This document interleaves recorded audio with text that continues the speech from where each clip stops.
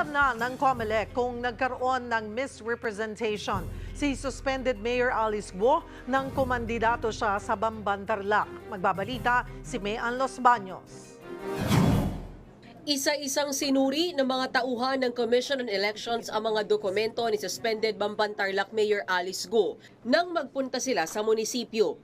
Kabilang sa mga sinuri ang kanyang application for voters registration noong April 2021, voters registration record, certificate of candidacy noong tumakbo siya sa pagkaalkalde noong 2022, at computerized voters list noong 2022 national and local elections at 2023 barangay and SK polls. Ang fingerprints na nasa mga dokumentong yan, aalamin kung iisa at talaga bang kay Mayor Alice Guo.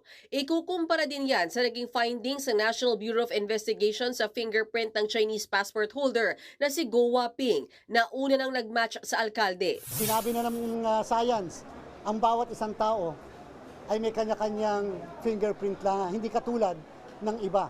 Ang fingerprint ko, hindi katulad ng fingerprint mo, laging merong pagkakaiba. Sinuri rin ng COMELEC ang mga pirma sa mga dokumento. Ang magiging resulta ng kanilang fact-finding investigation isusumite sa kanilang law department na magre-rekomenda kung dapat bang maharap ang suspendidong mayor sa reklamong misrepresentation na isang kasong kriminal. Kung ano man po yung maging findings ng COMELEC investigating panel, siyempre po pasasagutin po namin siya. Nauna nang naghain ng co-warrant of petition ng Office of the Solicitor General laban kay Guo para mapatalsik ito sa pwesto bilang alkalde ng Bamban-Tarlac. Pero ayon sa mga taga-munisipyo, nasa 1.5 buwan na raw nilang hindi nakikita ang suspendidong alkalde. Nagtataka naman si Senate President Jesus Cordero na hindi pa rin mahanap si Guo na may arrest order ng Senado simula pa noong July 12. Nakakahiya, kahiya-hiya para sa PNP na hindi magawa ito. Lalo na nandito pa naman daw sila sa bansa ayon sa Bureau of Immigration.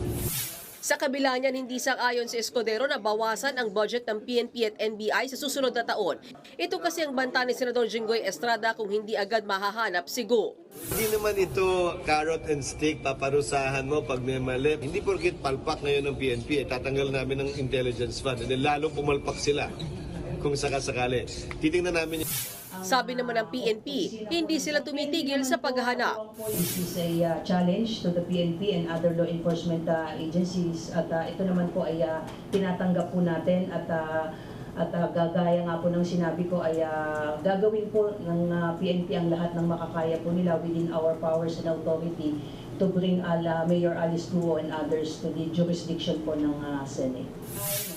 Para sa 1PH, Mayan Los Baños, News 5.